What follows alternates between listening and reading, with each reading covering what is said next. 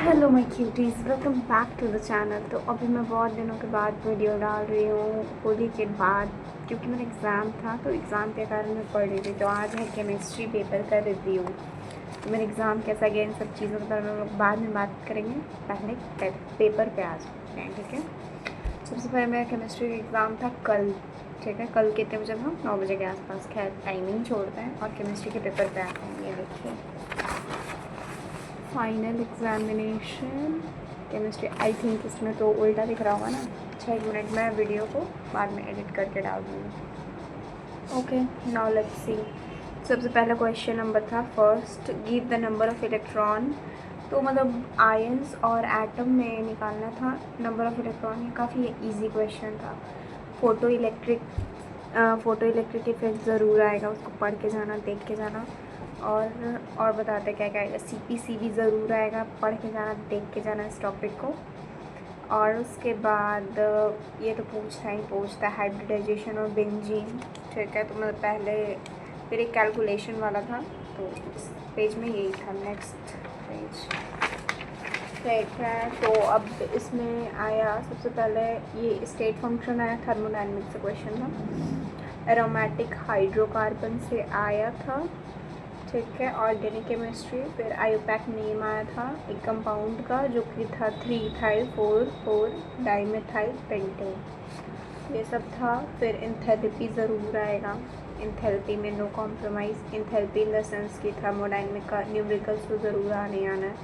मेरे से एक गलती हो गया है कि इसमें एक क्वेश्चन मैंने पढ़ा था कि डिस्प्रोपोर्शनेशन रिएक्शन, मैंने सुना था बहुत आता है, तो हम भी ऐसा देख के गए थे कि हाँ आएगा। तो ये वाला एग्जाम्पल भी था हाइड्रोजन पेरोक्साइड वाला। तो अगर यहाँ पे सिर्फ हाइड्रोजन पेरोक्साइड होगा, ठीक है, तो आ जाएगा इसमें डिस्प्रोपोर्शनेशन। लेकिन यहाँ पे एक वर्ड था मेरे क्वेश्चन में कि डिकम्पोजिशन ऑफ हाइड्रोजन पेरोक्साइड।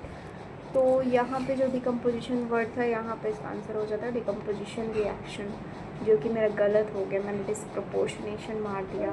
तो इसमें डी होगा, ठीक है। डिकम्पोजिशन रिएक्शन पर मेरा गलत हो गया ये वाला। फिर उसके बाद आया था पीरियोडिक टेबल से क्वेश्चन आया था कि बॉटम टू हम लोग जाएंगे तो कैसे जाएगा, या फिर फ्लोराइड के बारे में आया था, हेलोएल्केन, इन सब चीज़ों। पेपर क्रोमेटोग्राफी वेरी इंपॉर्टेंट, आना ही आना है क्वेश्चन उससे, ठीक है। और आया था iso electron, very easy. Next page, now we will move to the next page. मैंने मोल कॉन्सेप्ट्स के बहुत सारे क्वेश्चंस लगाए थे, उससे क्वेश्चन नहीं आया। मोल कॉन्सेप्ट के क्वेश्चंस लगाए थे मैंने, पर वो नहीं आया। Now let's move to the next question. 1 mole of SO2 contain, वो भी ये अटपटा क्वेश्चन था, लेकिन ये मेरा सही हो गया, ठीक है। तो फिर एक आया था, एक कंपाउंड आया था, तो वो बोला कि ये एरोमेटिक क्यों नहीं है, तो ये सब एक्सप्लेन करने को आया था। F ब्लॉक एलिमेंट डिलीटेड था, तो भी आया। हाँ, एक क्वेश्चन आया था मोल कॉन्सेप्ट से, ये वाला मॉलिक्यूलर फार्मूला निकालना था। तो ये सब तो इम्पॉर्टेंट है ही, मॉलिक्यूलर फार्मूला निकालना था। और ये एम्पिरिकल फार्मूला Fe2O3 आएगा ज़रूर, NCERT का है। तो NCERT का तो न्यूमेरिकल भाई प्रैक्टिस कर ही से जाना, वो बेटर होता है। वो मतलब आता ही आता है, एक आध तो आ ही जाता है, ज़रूर आता है। अब उसके बाद आया था वेवलेंथ वाला आया था। वेवलेंथ को हम लोग को इंक्रीजिंग ऑर्डर में क्या करना था, सजाना था, मतलब अरेंज करना था। तो वेवलेंथ वाला आया, बहुत सारा क्वेश्चन। फिर ये एक आया तो general characteristic of equilibria involving physical processes, तो ये सब क्वेश्चन आया था। और एक आया था, हाँ ये भी आता है, रिडॉक्स रिएक्शन से आया था कि एक सेल है, ठीक है, गैल्वेनिक सेल, तो इसमें जाहिर सी बात है जिंक का कोटिंग होता है गैल्वेनाइजेशन में, तो ये था, तो जिंक आया था। और फिर उसके बाद तो इसका एक रिएक्शन दिया हुआ था, तो इसमें यही सब पूछा कि कौन सा इलेक्ट्रॉन निगेटिवली चार्ज होगा, कौन सा पॉजिटिवली चार्ज, यही सब आया था, ठीक है। फिर इंटेंसिव प्रॉपर्टी आया था डिफाइन करने को। फिर उसके बाद हायर इंथैल्पी ऑफ वेपराइजेशन आया था हम लोग का। और ये पूछा था कि डायमंड और ग्रेफाइट में किसका हायर इंट्रॉपी था, तो हम लोगों ने आंसर किया ग्रेफाइट, जो कि सही है, ठीक है। और बाल्मर सीरीज़, ये तो ज़रूर आएगा ही आएगा। मतलब आना ही आना है इससे न्यूमेरिकल, ठीक है। तो इसमें वैल्यू दिया हुआ था आरएच का, थैंक्स टू गॉड। उसके बाद डाइपोल मोमेंट आया था। हाँ, फिर उसके बाद यहाँ पे एक डाइपोल मोमेंट वाला क्वेश्चन था। तो ये जो डाइपोल मोमेंट वाला क्वेश्चन था ना, तो यहाँ पे a molecule of the type, तो यहाँ पे इतना बड़ा गलती हो गया ना, इतना बड़ा कि पूछ रहा है कि लीनियर ज्योमेट्री का एक मॉलिक्यूल बताना है, लेकिन हमने बॉन्ड एंगल बता दिया। मतलब किस हिसाब से बता दिया, मेरे को समझ ही नहीं है। एक मॉलिक्यूल बताना था जिसका लीनियर ज्योमेट्री, तो वो Cl2 वगैरह हो सकता था, लेकिन यहाँ AX2, तो आई वॉज वेरी कन्फ्यूज्ड। मैंने तो बॉन्ड एंगल लिख के सब बर्बाद कर दिया।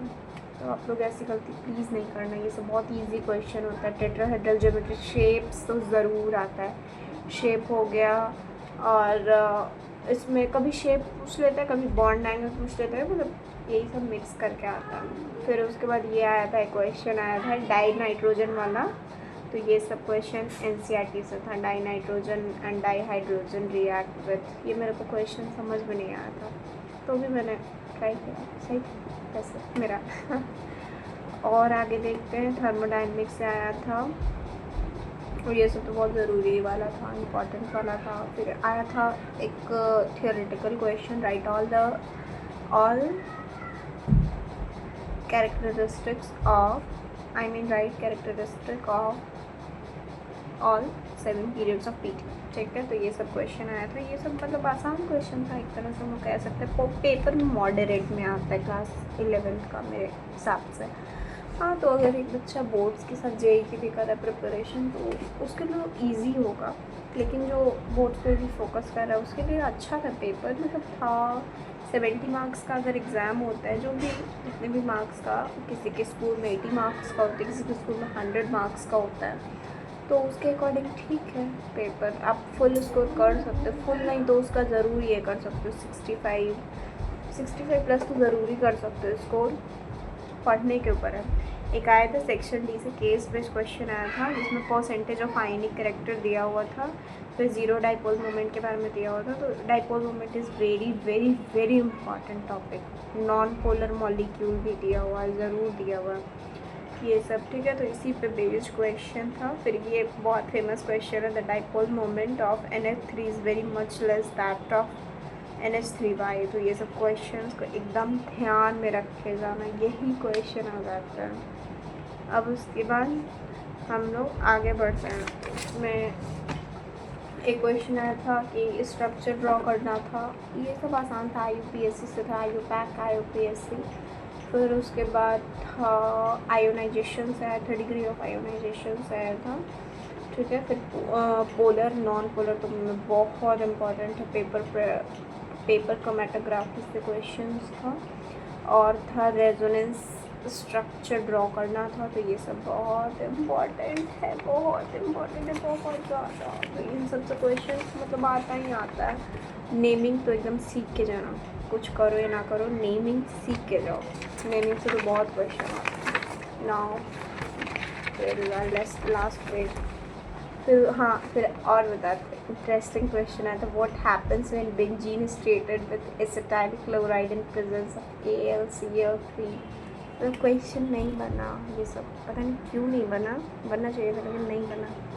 और देखते हैं, आगे बढ़ते हैं। Right IUPAC name of CH3, ये तो मतलब चेन वाला फॉर्म में है, तो इसको तो बताना।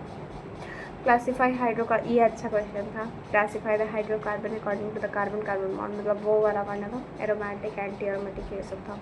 फिर उसके बाद एक क्वेश्चन था, arrange the following HCl HBr HI HF in order of decreasing reactivity towards alkyne. तो ये सब क्वेश्चन अच्छा था, मेरे हिसाब से अच्छा था। फिर उसके बाद था वाटर बेंजेनोइड्स,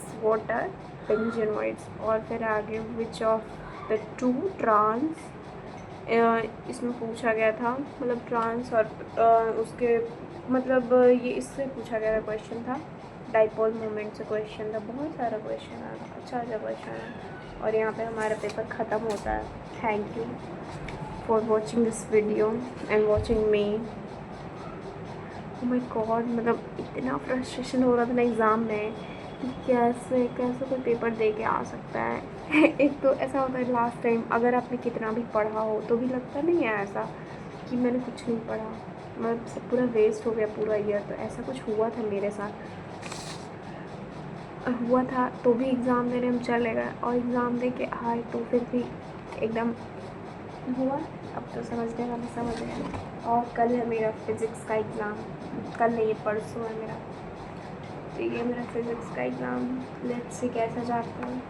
तो मैं भी यही पढ़ रही थी फिज़िक्स, तो मैंने सोचा कि पेपर रिव्यू दे दूँ पहले, उसके बाद ताकि मेरे जैसे जो बच्चे हैं उन्हें थोड़ा ऐसा ज्ञान प्राप्त हो जाए क्या आता है क्या नहीं आता है। और अगर मैंने किसी की वीडियो पहले देखी होती ऐसी वीडियो कि क्या आता है क्या नहीं आता है, देन काफ़ी अच्छा होता मेरा पेपर। लेट्स सी रिज़ल्ट क्या आता है। ये था हमारा paper, chemistry paper.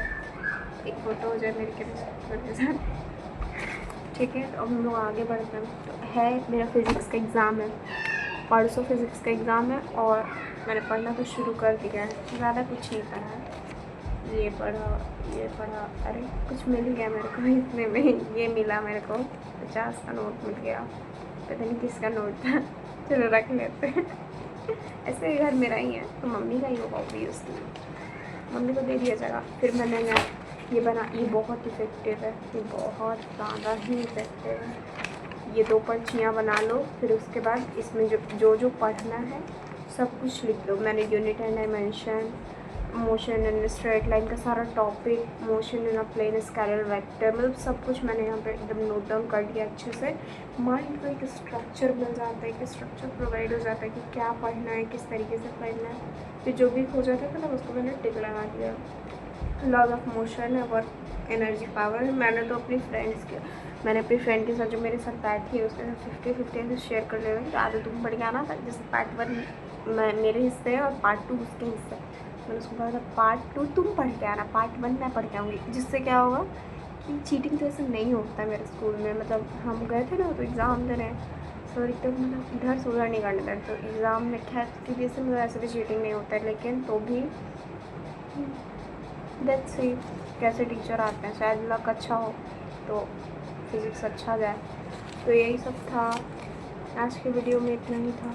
Conservation of momentum, मेरे को लग रहा है कि इससे क्वेश्चन आएगा, पता नहीं क्यों। गट फीलिंग होता है ना, अपना वाला फीलिंग, अंदर वाला फीलिंग, उससे लग रहा है कि law conservation of momentum question आएगा ही आएगा। इनर्शिया से भी क्वेश्चन आएगा, आई कैन टी। इसमें भी मेरे को अभी लिखना है कि क्या क्या पढ़ना है, फिर ये लिस्ट बनाना है। फिर कल तो पढ़ना है। आज हम चले गए थे पार्क घूमने के लिए, ये सब अच्छी चीज़ें नहीं हैं, आप लोग नहीं जाया करो कहीं भी एग्ज़ाम के टाइम पर। तो भी हम चले गए थे, हम मस्ती के लिए आज। तो ये पेज पूरा खाली है और इसको भी हमको लिखना है, बनाना है। तो इक्वेशन वगैरह का रिविज़न हो गया था ऑलमोस्ट। वेक्टर का तो मैंने कर्ल वेक्टर बहुत इंपॉर्टेंट, वेक्टर से आएगा, मेरी गट फीलिंग है वेक्टर से आएगा क्वेश्चन, ठीक है। Laws of motion, work power energy से भी आएगा, मेरे को लग रहा है ऐसा। मैं तो सैम्पल पेपर बना के जाऊँगी, लेकिन मेरा पता नहीं क्यों ऐसा होता है कि एक बार चैप्टर पढ़ लेना ज़्यादा बेटर होता है। Let's see first law second law, बहुत कुछ बाकी है, मैंने भी कुछ ही चीज़ें पढ़ी हुई है, देखिए आप लोग। मैं तो वीडियो वगैरह भी शूट नहीं करती हूँ, मतलब आज ही कल मैं शुरू की हूँ। Okay guys, bye guys. देखते हैं कैसा पेपर जाता है फिज़िक्स का, फिर फिज़िक्स पेपर रिव्यू होगा और उसके बाद बताया जाएगा मेरे फिज़िक्स के पेपर के बारे में। ऐसा थंबनेल नहीं हो सकता मेरा, ठीक है। बाय गाइस, आई होप कि आपको इस वीडियो से कुछ सीखने को मिला होगा, क्योंकि मुझे तो बहुत कुछ सीखने को मिली है इस paper. Okay bye, see you soon in the next video. Bye bye bye bye bye.